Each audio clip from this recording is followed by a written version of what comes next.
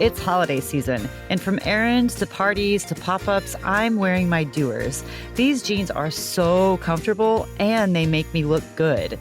Doer has this denim that's actually engineered for movement, and they have this high-quality, temperature-regulating Cool Max fabric that keeps me just warm enough.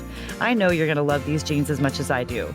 So go now to shopdoer.com/CCAustin for 15% off of your first order. That's shopdoer.com/CCAustin for 15% off. shopdoer.com/CCAustin. Safe Alliance is Austin's leading organization helping survivors of domestic violence, sexual assault, and trafficking escape abuse and rebuild their lives. Right now in Austin, 88 people are waiting for Safe's emergency shelter. Nearly 40 of them are children. If every person in the Austin metro gave just $1 a month, it would house 1,000 people every night. So start your monthly gift today at safeaustin.org/citycastgives. That's SAFEAUSTIN.org/citycastgives. $1, huge impact.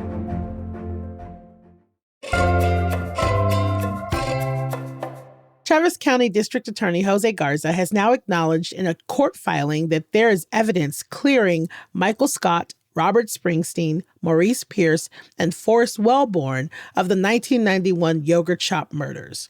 This is going to start the process to clear their names.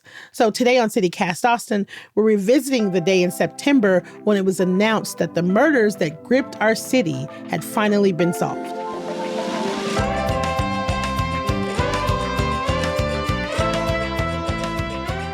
It's Tuesday, December 16th. I'm Nikki Devon, and this is what Austin's talking about.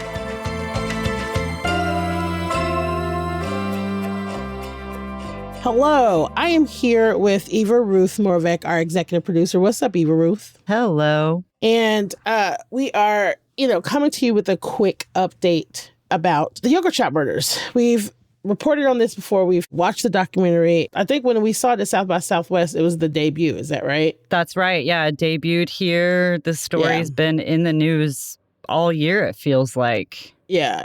So the Austin Police Department just held this huge press conference, and we just want to talk about what we saw and just kind of process the fact that after 34 years, the killer has been, identified. Yep. Here's the timeline. Tony Plahetsky, a very well-sourced reporter for KVUE and the Austin American-Statesman, broke the news that there was a new suspect in the 1991 deaths of 4 Austin teenagers. Those teenagers are Jennifer and Sarah Harbison, Eliza Thomas, and Amy Ayers. And they were closing up shop when the building was robbed and then set on fire. And after the fire was put out, that's when the girls' bodies were found. With gunshots. They had been shot to death inside the building, and they had also been sexually assaulted. Yeah. All 4 of them had been shot with a .22, but then Amy Ayers had also been shot with a .380. Yep. And that's the one that really kind of broke this whole thing open, was that one .380 shell casing, which is wild. Yeah. There had been multiple people that had confessed. They had even sent a couple of people to jail and had to let them back out. And finally, Robert Eugene Brashers has been identified as the suspect in the killing.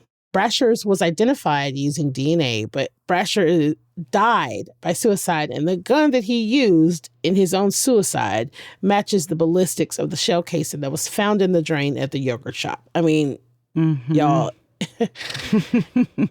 it's wild. Okay, so let's get into the press conference, right? Ava Ruth, you were there. I watched it live stream, but you were there, right?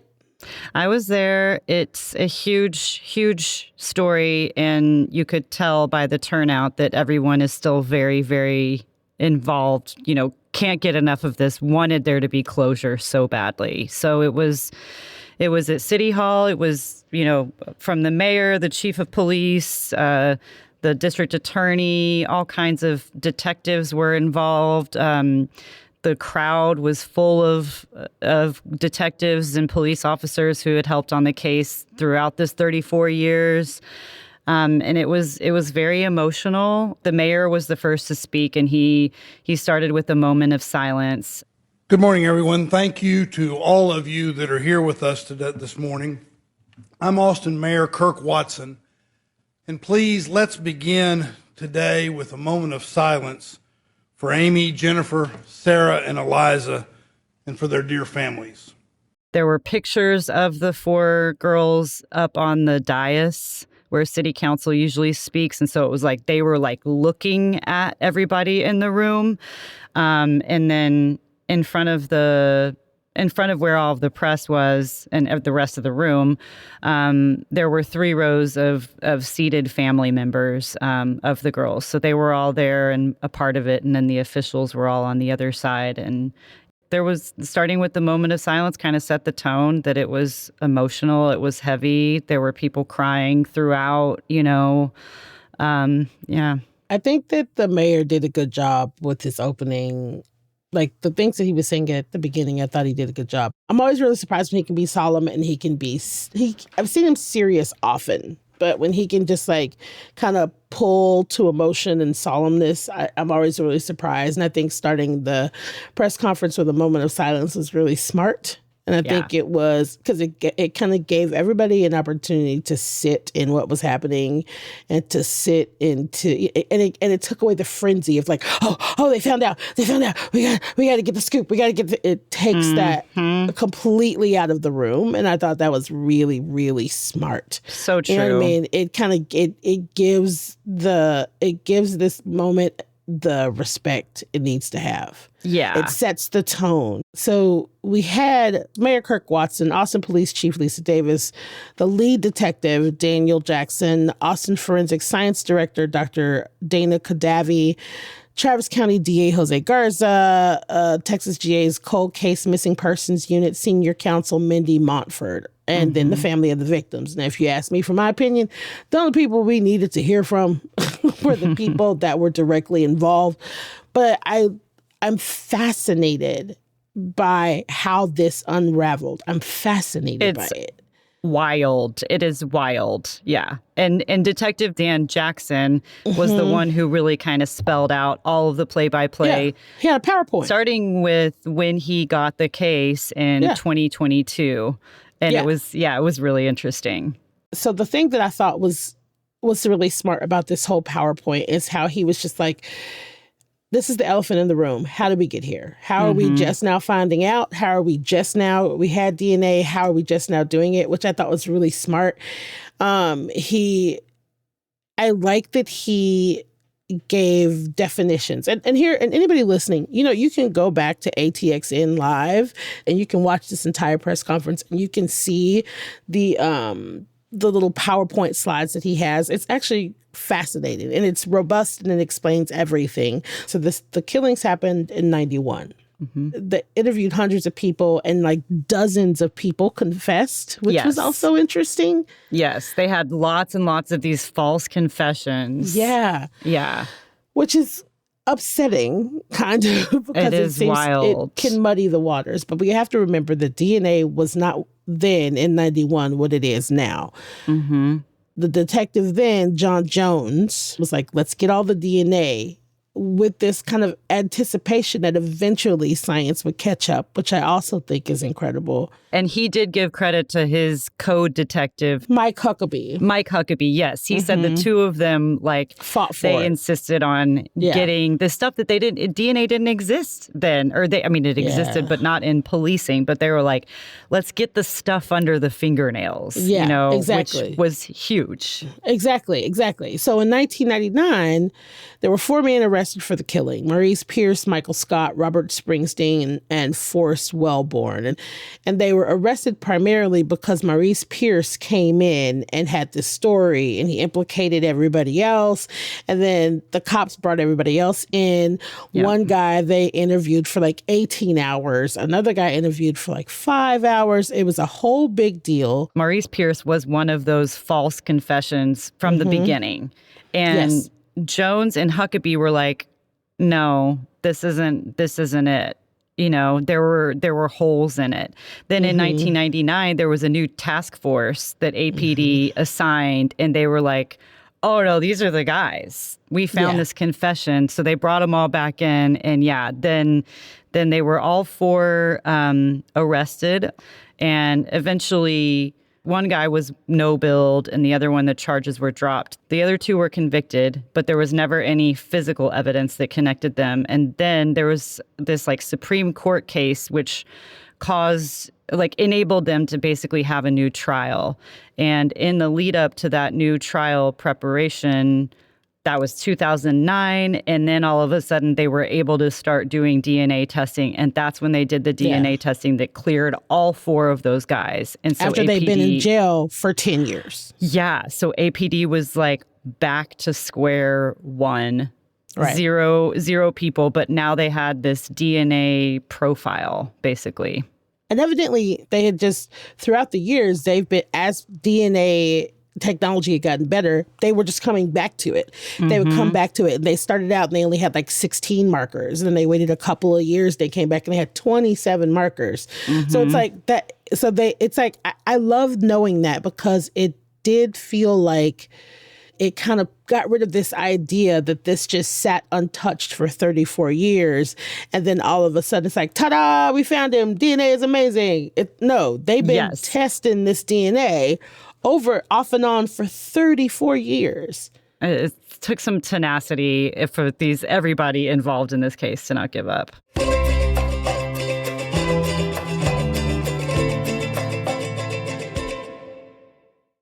If you're looking for the perfect holiday gift this season, you have to try Aura frames. My partner and I each got one for our moms, and they are obsessed. My mom's favorite thing about the frame is the unlimited storage for photos and videos. And my partner's mom loves that anyone in the family can add to the frame anytime from anywhere. Setup is easy, the frame is interactive, and it comes with a gift box. Aura Digital Frame is honestly the perfect gift for anyone in your life that you want to share memories and moments with in real time. And for a limited time, save on this perfect gift by visiting auraframes.com to get $35 off of Aura's best-selling Carver Matte frames, named #1 by Wirecutter.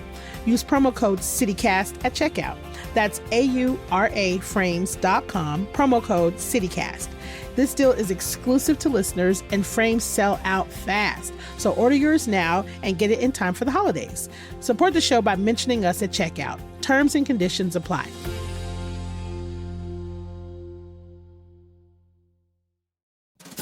After a long day of holiday shopping at local markets, the first thing I want to do when I get home is curl up on my couch under my Cozy Earth bubble cuddle blanket. Y'all, this blanket has a distinctively textured bubble design and ultra soft faux fur that gives luxury comfort and makes home the best place to be. Grab one for yourself and see. If you don't love it, you can return it with no hassle. But trust me, you are not going to want to return it. Plus, you get a 10-year warranty, because once you feel this level of comfort, you want it to last a decade. So head on over to CozyEarth.com, use my code CozyAustin for up to 20% off. And if you get a post-purchase survey, be sure to mention you heard about Cozy Earth right here. Give the gift of comfort that lasts beyond the holidays and carries into a cozy new year.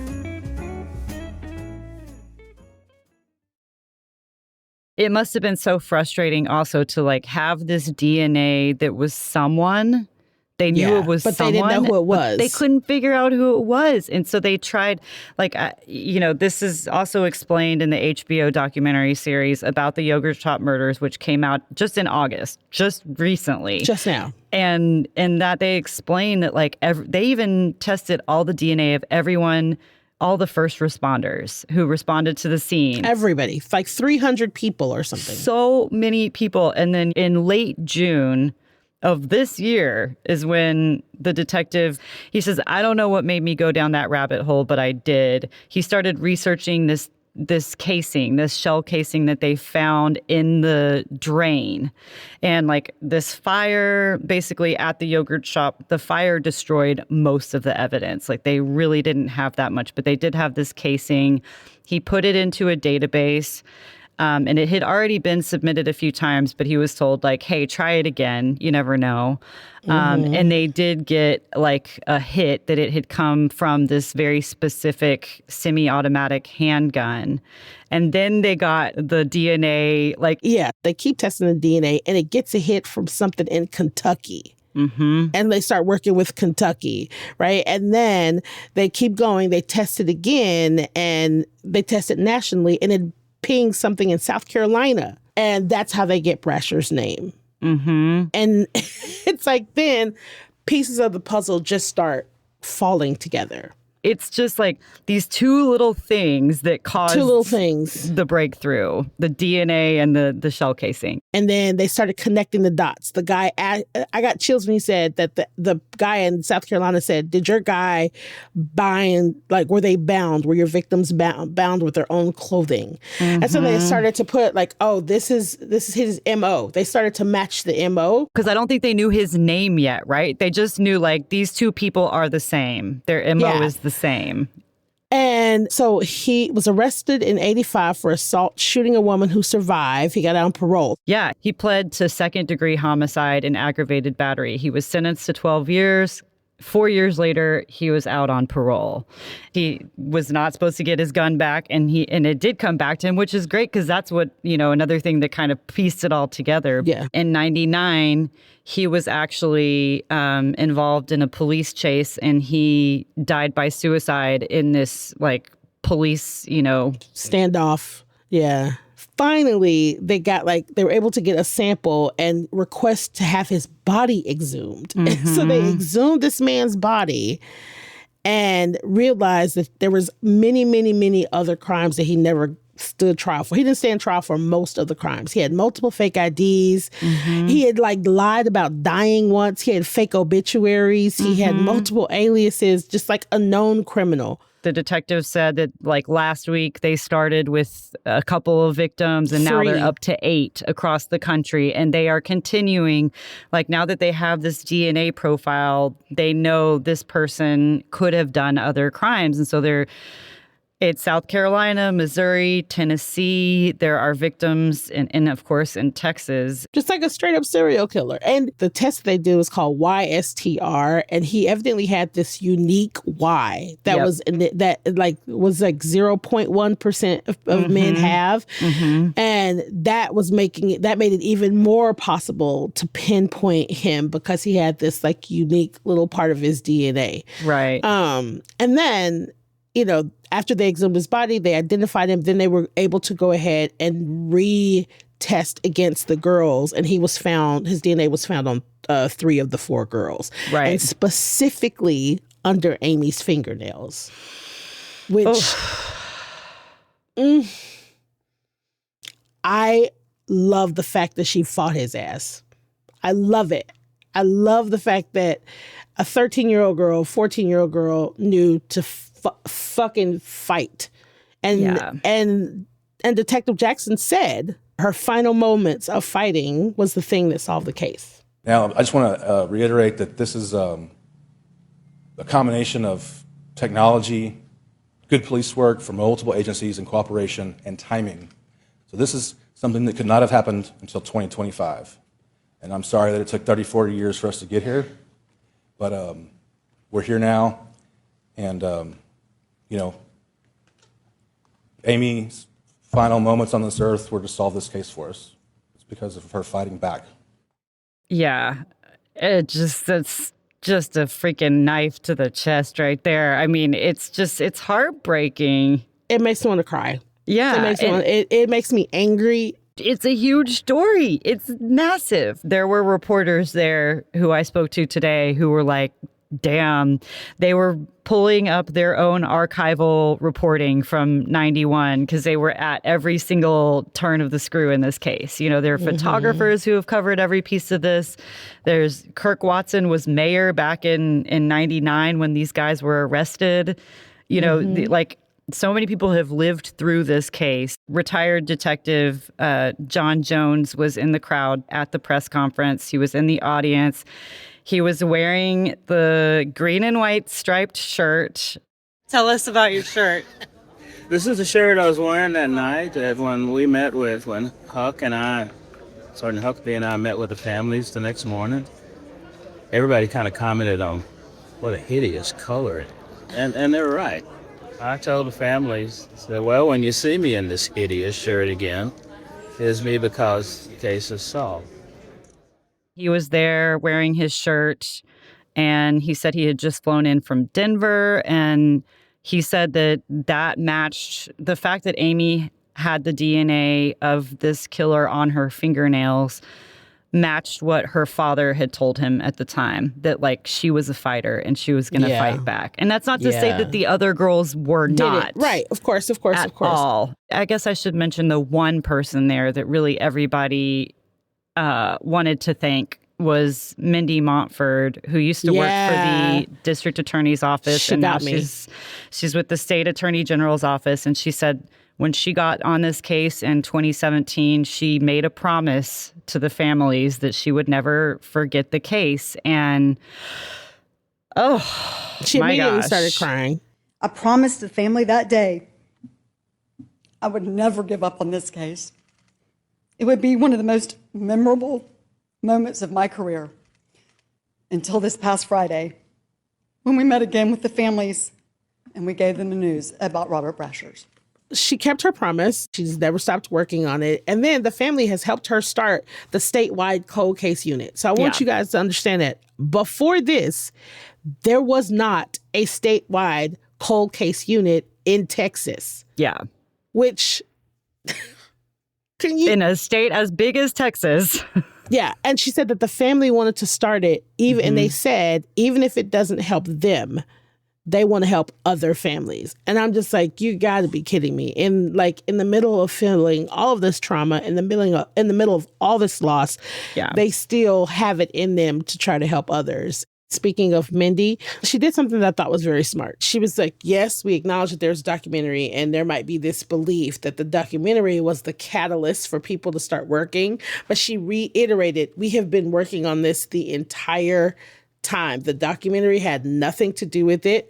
They're going to keep identifying cold cases involving Brashers. Like this is like I like that she reiterated that this is big. This is about the yogurt shops, but also, and Jackson did the same thing. They're going to keep going. They're going to keep trying to identify whoever this man has harmed. And I like that too. I like that they're honest about the fact that like, oh, this is not like everything's not tied in a white bow. There's still stuff that we have to find out. It's not like HBO comes in here and breaks open this case and now all of a sudden it's solved. Not to say that it wasn't an important piece, but of course. I thought that was like, it kind of like broke down the third wall in a way. Yeah, and I liked it too. I did talk briefly to Margaret Brown, the documentary creator who was there. My mouth is dry. I'm shaking. When did you find out about this? The same day everyone else did. Friday. Yeah. I mean, I think it's a shock. The other thing that kind of broke that third wall, we all found out about it because of Tony Plohetsky's reporting. And the Ayers family did kind of get into that some when they were speaking. So Amy Ayers' brother, Sean, he came up, he thanked everybody for letting him speak. He called himself Amy's big brother, present tense, which I almost lost my shit when he said that. And a big cowboy hat. And he was like, he said he gave up on God, but God never gave up on him. And then he was like, thanks to the person that leaked the info. Thank you to the person that forced this press conference being moved up and not giving us any chance to process. All we had was a night. I had to write this last night because the press leaked this information and forced me and my family, and some of the families heard it without being told face to face. Yeah, or they heard it after, like they got a call from a reporter first. Yeah. They said, he was like, you should be ashamed of yourself. This has got to stop. It's out of control. And then his wife doubled down on it too. And to those that leaked it before all the family members were notified, shame on you. This has never been a story to us. It's always been our lives, and we were forced to share it with the world. And the one day that we were trying to cope with it and take a breath, you took that from us. You know, he was in the room, of course. Tony Plohetsky's going to be live from this press conference, but he did hug them afterwards. Yeah. It's heartbreaking and it sucks, but I think it's important to remember and to be reminded in times like this that these stories do involve people, especially a story like this. Absolutely. And the current detective who had the case, Dan Jackson, he you could tell he really took a lot of care. The families really, really, trusted him, obviously, and appreciated him and everything. And after he kind of gave the whole play-by-play of how they caught Brashers or how they connected him with the case, Amy Ayers' dad got up and he handed him a pen. And That's right. I was like, I got to find out what that pen said. And so afterwards I went up and it's just a black button that says, "We will not forget," in white letters. Oh. And it was very touching. Speaking of just remembering that these are people, sister of Eliza, her name is Sonora Thomas. She said her mom died 10 years ago. So her mother didn't even get to see this thing happen. And she talked about the outpouring of the community after it happened. She talked about 10 years ago when she was here and she went to the gravesite and the woman at the counter saw her last name and was like, we've been praying for your family. And but she said something that I thought was really interesting. She said, more than this being a murder, she said, this is the loss of just family. We have been robbed of a life with nieces and nephews and grandchildren, and with sisters to grow old with. This sort of mindless violence continues to steal from all of us.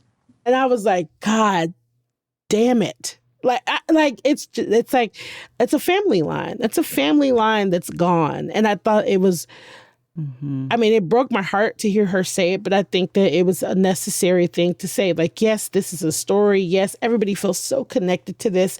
I get it. And also, this is my family line that's gone. My family, her whole my family line is gone. It's broke. I was like, God damn it.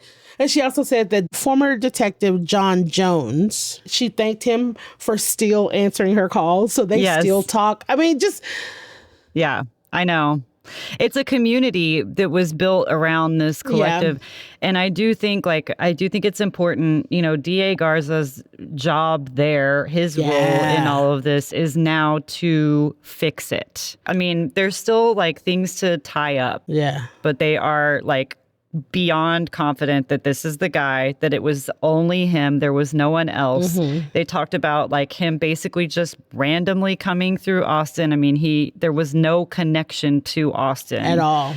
And he was kind of on his way. He was within 48 hours, I think he was stopped by Border Patrol somewhere else. In El Paso. And, but it was just totally happenstance, kind of seemed like why it was in Austin. And I do feel like that was something that caused people here to breathe a sigh of relief that okay, it wasn't an Austinite. It wasn't this evil person in our midst. The city. Yeah. Because that did seem like the narrative from the time was who is the bad person? Who do we need to be so afraid of here? And so they pinpointed these 4 guys and, completely their lives have been ruined. One of them died in an officer-involved shooting. And the other 3 men, they were teenagers when they were accused of all of this and coerced into a confession. And thankfully, that kind of technique, it doesn't there have been advances in that, in that not being an okay thing to do because it does lead to false confessions. So it's going to be up to Garza's office to figure out how do we make these 3 people whole? How do we try in some way to give them back what the state took away, which there could be actual innocence claims. They could get restitution, they could be made they could be eligible for payments. Not that that's ever gonna bring back these 34 years of their lives. I like that DA Garza said the evidence is pointing to the guilt of 1 man and the innocence of 4. I really, really like. I do too. Clearly, because there was questions about how can 1 man do all of that? How can one person he was a pro? For lack of a better way to say it, he was a pro. He was a pro. I mean, obviously, it's great that I do feel like there's a lot of happiness about this case being solved. There's relief. There's happiness. There's also this huge piece of okay, it wasn't an evil Austinite. This was an evil person, a random serial killer, in the U.S. So I don't know. Like, Nikki, do you feel like we're past this? I mean, it's going to take us time to process too. I understand, but I think, you know what it is? You know, the thing about this that is kind of that's upsetting for me is, well, there's a lot about it that's upsetting for me, but I think that I feel simultaneously like, okay, this is I hear what, because before this press conference, I'm not gonna lie, I was definitely like, oh, so y'all found him all of a sudden. Oh, you found him. He's the guy. How you like? I was super suspicious because we've been through this before. That's kind of what Angie Ayers said. She said she's waiting for the rug to be pulled out from under them, like for something to not add up. So there's something that's leaving me unsettled. Yeah.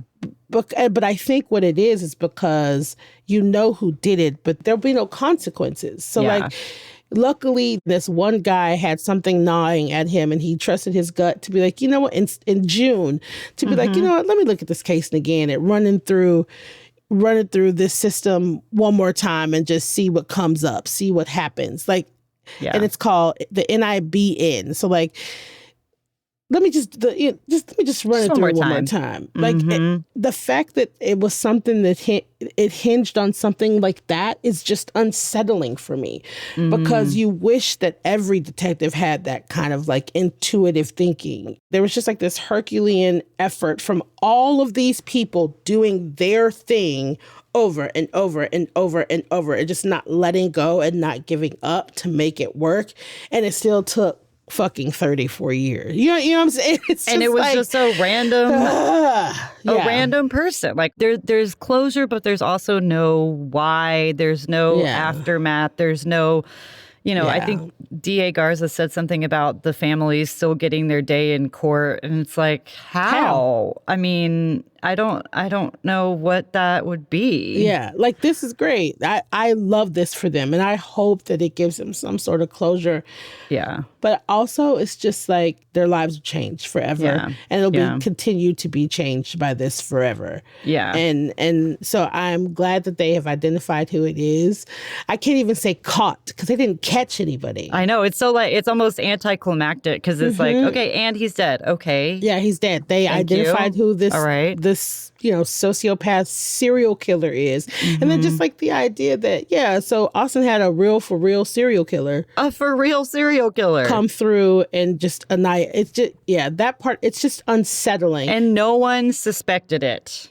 If you would have told me in 1992, of course I was much younger then, 91, that it was probably a serial killer, I would be like, in Austin? No, it's not a serial killer in Austin. It's somebody that, and I even said it's someone that they know, or it was a robbery gone wrong. That's what I have thought all these years. It's just like somebody hard on their luck, and they didn't get caught, and they got away with it for now, but they would eventually get caught. It's literally what I thought.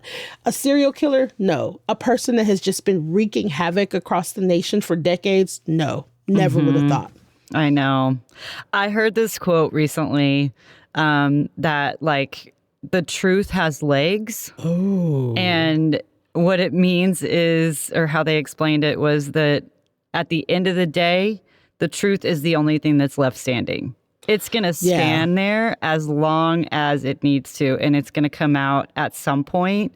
And I was thinking about that today when it was like, it was still there, just waiting to be pieced together, and I want to give all these people involved a hug, the biggest hug. Like, everybody. These detectives, seeing hardened detectives cry, seeing Mindy Montford just crying her beautiful eye makeup off all morning. You can tell this was a big day. Mayor Watson summed it up pretty well. He said the pain will never go away, but with the knowledge, we can now have a little peace. We can have some peace, right? It'll always be a part of Austin's history. I don't know how peaceful I feel. It still just feels like such a fucking terrible tragedy. And it does. I hope that they are at least sleeping a little more soundly tonight after having a face to the name. Yeah. And those guys, I mean, they were demonized. It's a rough case. It's hard. Yeah. It's a part of Austin history. We're glad that there's been some movement on it, but I'm also glad that they're going to still keep processing and looking and digging. That does make me feel good about it. Yeah, I mean, they did say, like, if there's anyone that this MO sounds familiar, that, you know, sexual assault, bound by their clothing, and what was the rest? He had 2 guns, I think, was another piece of evidence that, like, is part of his MO. Oh, and then set fires sometimes to the buildings. Set fires to the crime scene, yeah. Yeah, so if you know anything about anything that you think might be connected to him, you know, they want to know. APD is asking for your tips, so. Yeah. Well, yeah. Sigh. Listen, that it has been a hard morning, but you know, at least there is a conclusion. There's a little bit of a tiny bit of peace, a tiny bit of closure. This feels a little bit like an end of an era. It does. A little bit. Yeah. A little bit like end of an era. But we'll keep you posted if we find out anything else. Mm-hmm. Yeah. Eva Ruth, thanks for coming on. Thanks for talking about it. Thanks for the therapy session. Hope everyone else can get one in too. Listen, I know when I do see my therapist, she's going to like, oh, okay, the yoga shop. Okay, we're going to talk about that again. Shout out to everybody involved. Shout out to APD, all the detectives. Hope you guys have a nice cocktail tonight. I hope that the family sleep good tonight. I don't know. That's about it. Amen. I'm sending all kinds of good juju.